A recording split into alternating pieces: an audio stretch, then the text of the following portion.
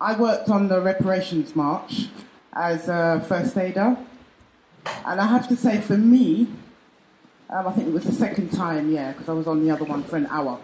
But being part of this one, what I loved was seeing us unified in terms of one aim and one destiny. Now, it was beautiful. It was absolutely beautiful.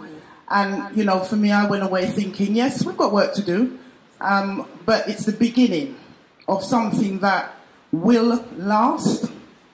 And reparation starts with us individually.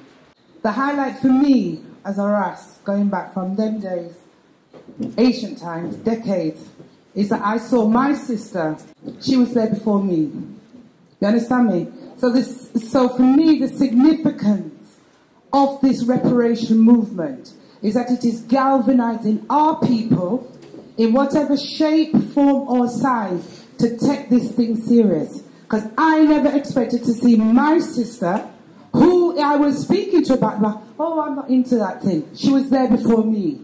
And she's given me a promise that next year she'll be on the march. You understand me? Numbers. I feel numbers is imperative to work on. I feel, when I think about numbers, I think of percentages. And I think of there's a percentage of conscious black people that are always at the same things, and we need to reach out into people that are not necessarily conscious. And there has to be tactics and strategies in getting people riled up and involved in it. A lot of my friends say, who I'm talking to about the reparations, they have a vision in their brain about what reparations is, which is about money, and they question that where is this money going to come from, and is it a realistic goal to actually try and achieve, and all of these kind of things. So the march itself is good in doing that. I met a brother who I didn't expect to be there, was there because he saw his people walking through, so he joined the march. But there needs to be strategies that lead up to it, like from now, to be honest. Furthering from what Nat was saying earlier, we do need a way of breaking it down to the mainstream, the not so conscious, who have a lot of different strengths that they can bring to this movement, but they need to be convinced to be a part of it. What I like about the match was to see Rastas together amongst all different organizations are set.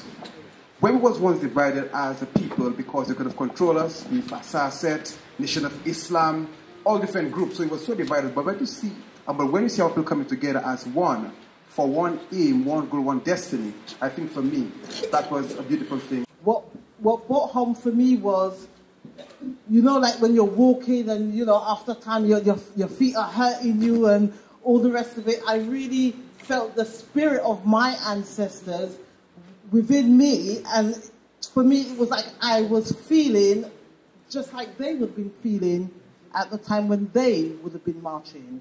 I felt it more as a spiritual awakening for the people. Because our ancestors calling, crying, wake up, time to come. So time has come for us to start to do what we have to do, for us to do what we want to do. So for me personally, sometimes when you're reading books and you're turning those pages, it's like those pages for me became real. Greetings everyone. Greetings. I want to tell you what I liked about the march. I like that it brings my people all together.